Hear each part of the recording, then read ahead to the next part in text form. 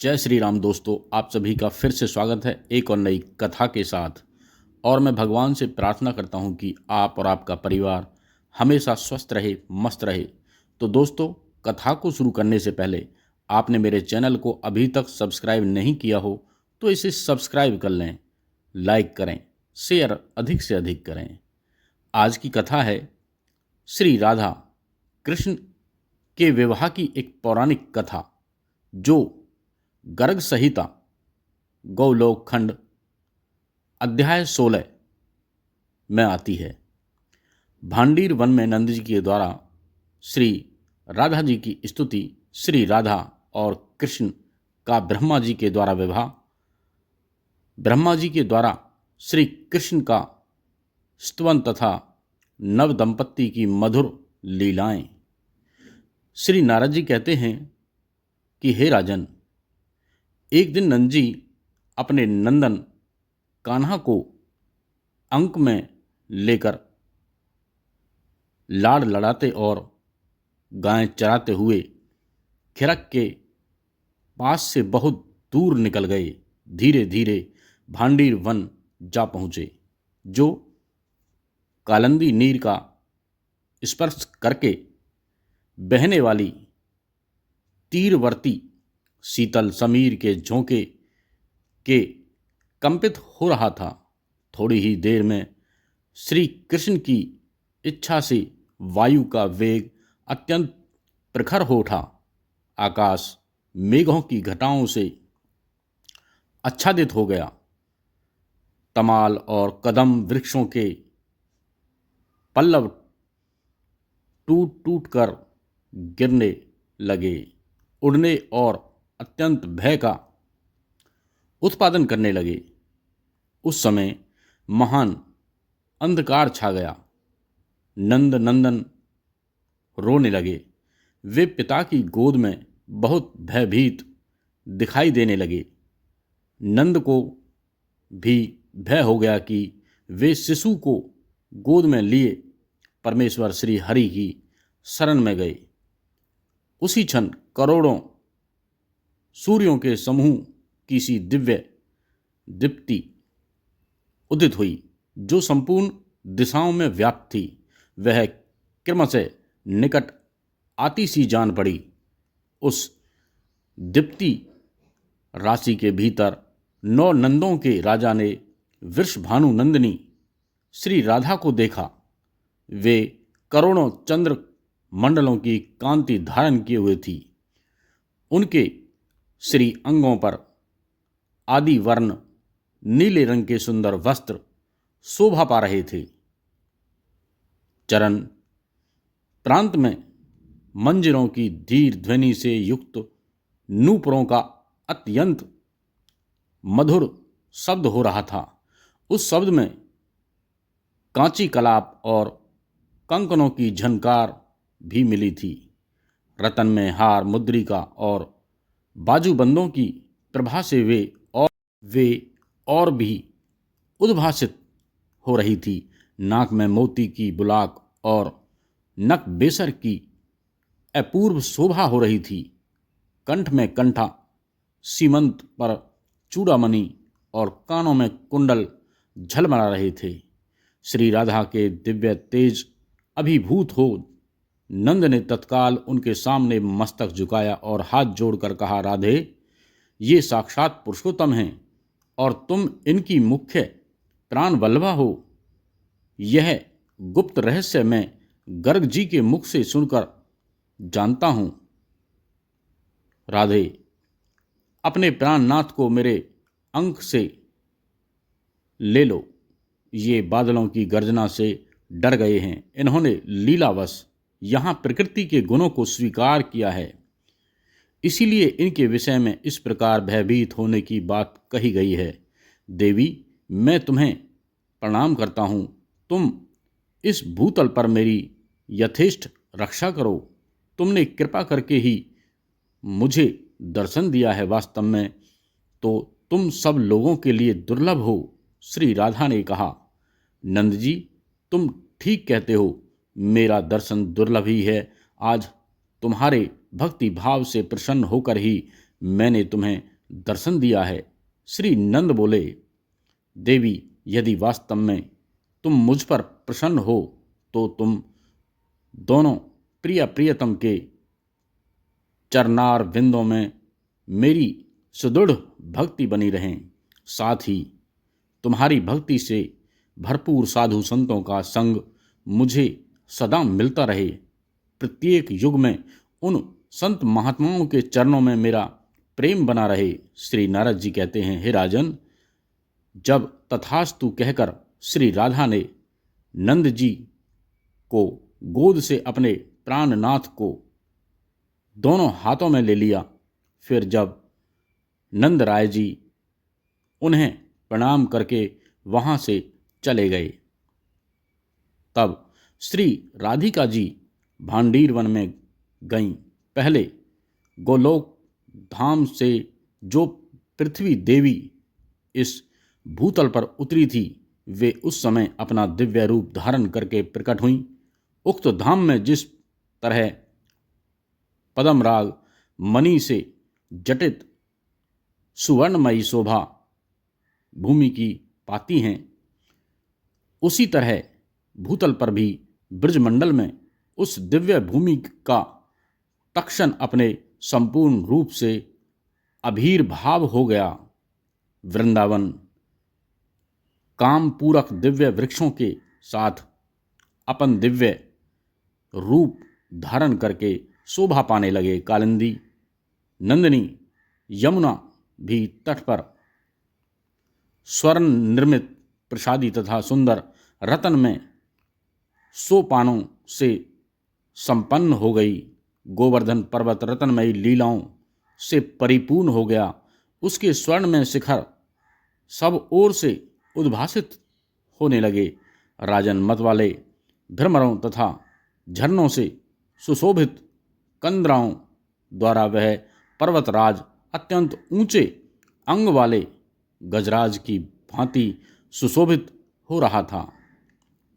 उस समय वृंदावन के निकुंज ने भी अपना दिव्य रूप प्रकट किया। उसमें सभा भवन, प्रांगण तथा दिव्य मंडप शोभा पाने लगे।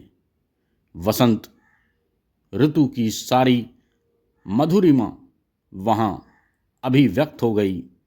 मधुपों, मयूरों, कपोतों तथा कोकिलों के कलरव सुनाई देने लगे। निकुंज वर्ती दिव्य मंडपों के शिखर स्वर्ण रत्न आदि से खचित कलशों से अलंकृत थे। सब ओर फहराती हुई पताकाएं उनकी शोभा बढ़ाती थी।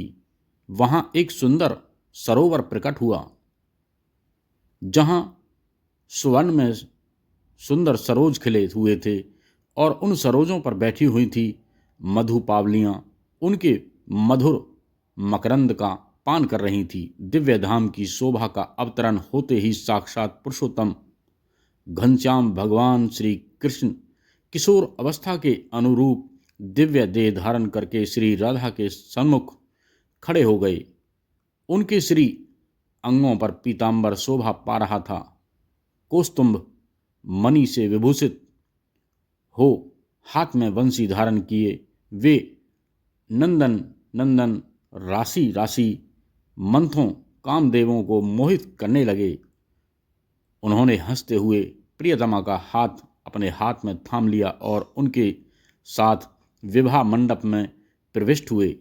उस मंडप में विवाह की सब सामग्री संग्रह करके रखी गई थी।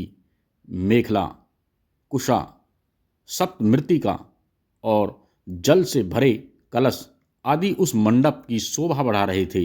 वहीं एक श्रेष्ठ सिंहासन प्रकट हुआ, जिस पर वे दोनों प्रियतम एक दूसरे से सटकर विराजित हो गए और अपनी दिव्य शोभा का प्रसार करने लगे। वे दोनों एक दूसरे से मीठी मीठी बातें करते हुए मेघ और विद्युत की भांति अपनी प्रभा से उद्दीप्त हो रहे थे। उसी समय देवताओं में श्रेष्ठ विधाता भगवान ब्रह्मा आकाश से उतरकर परमात्मा श्री कृष्ण के सम्मुख आए और उन दोनों के चरणों में प्रणाम करके हाथ जोड़कर कमनीय वाणी द्वारा चारों मुखों से मनोहर स्तुति करने लगे। श्री ब्रह्मा जी बोले, प्रभु आप सबके आदि कारण हों, किंतु आप कोई आदि अंत नहीं हैं। आप समस्त पुरुषोत्तमों में उत्तम हैं। अपने भक्तों पर सदा वात्सल्य भाव रखने वाले और श्री कृष्ण नाम से विख्यात हैं। अगणित ब्रह्मांड के पालक पति हैं। ऐसे आप परात्पर प्रभु राधा वल्लभ प्राण वल्लभ श्री कृष्ण चंद्र की मैं शरण लेता हूँ। आप गोलोक धाम के आदिनाथ हैं। आपकी लीलाओं का कहीं अंत नहीं है। आपके साथ ये लीलावती श्री राधा अपने लोक नित्य धाम में ललित लीलाएं किया करती हैं।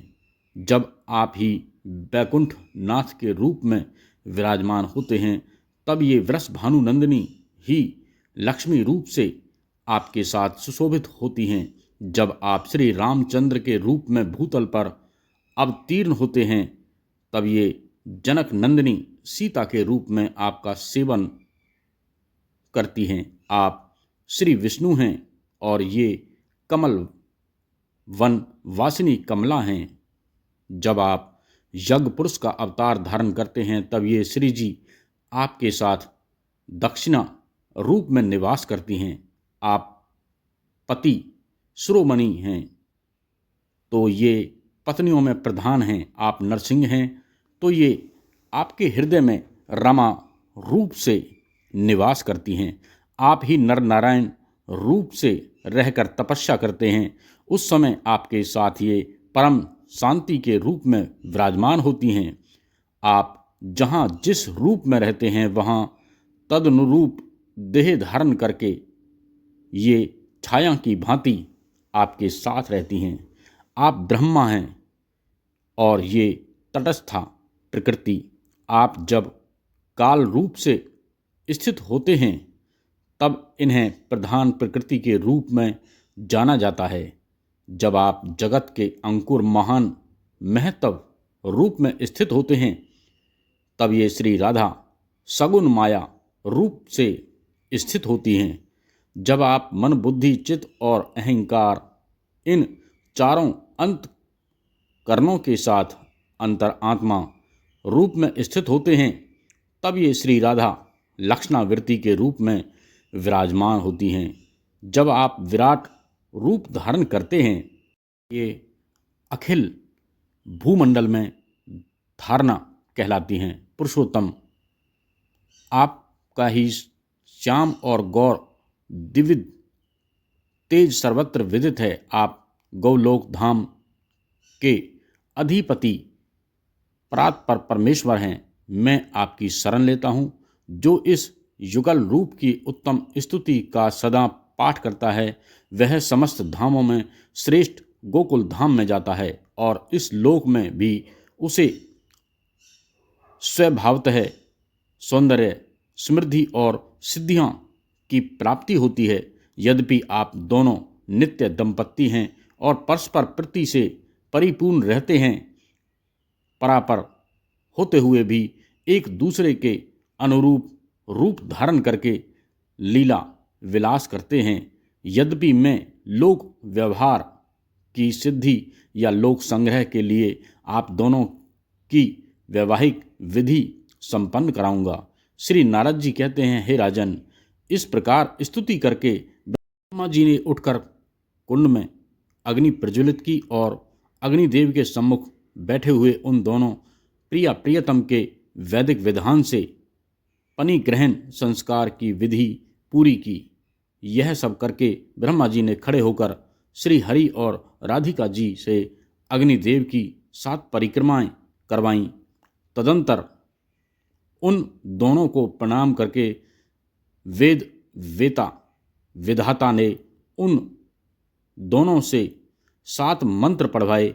इसके बाद श्री कृष्ण के वक्ष स्थल पर श्री राधा जी का हाथ रखवाकर और श्री कृष्ण का हाथ श्री राधा जी के पृष्ठ देश में स्थापित करके विधाता ने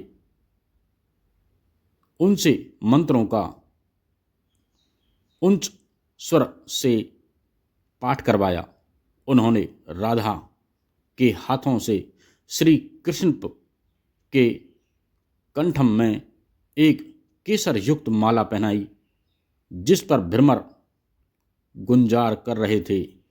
इसी तरह श्री कृष्णों के हाथ से श्री वृषभानुनंदिनी के गले में माला पहनवाकर वेदज्ञ ब्रह्मा जी ने उन दोनों से अग्निदेव को प्रणाम करवाया और सुंदर सिंहासन पर इन अभिनव दंपत्ति को बैठाया।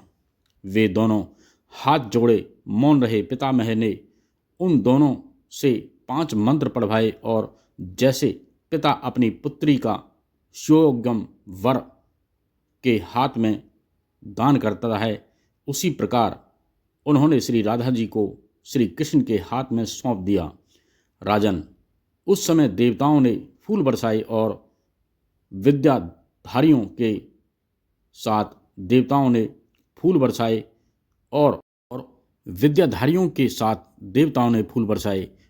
विद्याधारियों के साथ देवांगनाओं ने नृत्य किया। गंधर्वों, विधारधरों, चरणों और किन्नरों से मधुर स्वर से श्री कृष्ण के लिए सुमंगल गान किया। मृदंगन, वीण, मूर्चंग, वेणु, शंख, नगारे, दुंदुसभी तथा करताल आदि बाजे बजने लगे तथा आकाश में खड़े हुए श्रेष्ठ देवताओं ने मंगल शब्द का उच्चे स्वर से उच्चारण करते हुए बारंबार जय जयकार किया। तो दोस्तों, आपको ये कथा पसंद आई हो तो इसे ज़्यादा से ज़्यादा लोगों में शेयर करें, लाइक करें, चैनल को सब्सक्राइब कर लें। तो फिर मिलते हैं एक और नई कथा के साथ। जब तक के लिए जय श्री राम।